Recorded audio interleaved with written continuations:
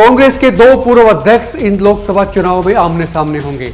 तलवारें खींचेंगी, संग्राम होगा, हार जीत का फैसला जनता करेगी।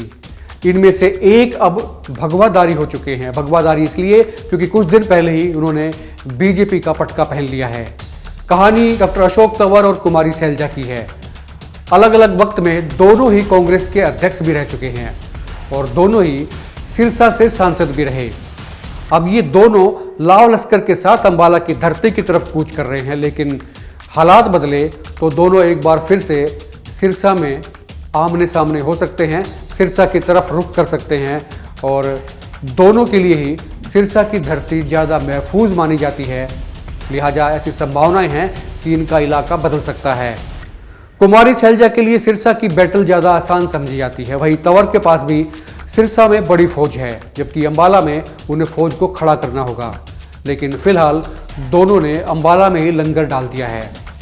बीजेपी तंवर का इस्तेमाल अंबाला में करना चाहती है, लेकिन ऐन वक्त पर शिफ्टिंग बीजेपी में रवायत रही है, ये आप तय मान लीजिए। और वहीं कांग्रेस की बात करें तो वो अपने धुरंधर बल्लेबाजों को ओपनिंग बैट्समैन के तौर पर लोकसभा लड़वाना चाहती है। इसमें कुमारी सैलजा और दीपेंद्र हुड्डा भी शामिल हैं। दोनों से कांग्रेस को काफ़ी उम्मीदें भी हैं। हालांकि सैलजा विधानसभा लड़ने की इच्छा जता चुकी हैं, लेकिन अगर हाईकमान का जोर रहा तो ये भी तय मान लीजिए कि वो इनकारी की स्थिति में नहीं रहेंगी, यानी कि इनकार नहीं कर पाएंगी और फिर लोकसभा चुनाव लड़ना उनका लाजमी है।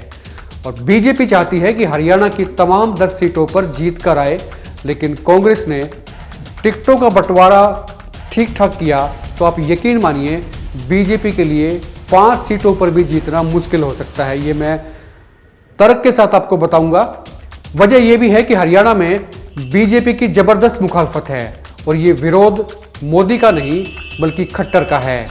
आप ये भी कह सकते हैं कि विरोध मोदी का कम, खट्टर का ज्यादा है। लाजमी है कि खट्टर सरकार की असलियत से झूठ का लिहाफ उतर सकता है। इसका डिटेल से विश्लेषण भी करेंगे। आने वाले दिनों में एक नया वीडियो, अलग से वीडियो बनाकर आपको बताएंगे कि ऐसा कैसे हो सकता है। मुनव्वर राणा का एक शेर भी है, एक आंसू भी हुकूमत के लिए खतरा है, तुमने देखा नहीं आंखों का समुंदर होना। आप खुलकर कमेंट करिए, शेयर जरूर कीजिए, पसंद आए तो वीडियो को लाइक भी करिए। आप देखते रहिए हिकमत पोस्ट। नमस्कार।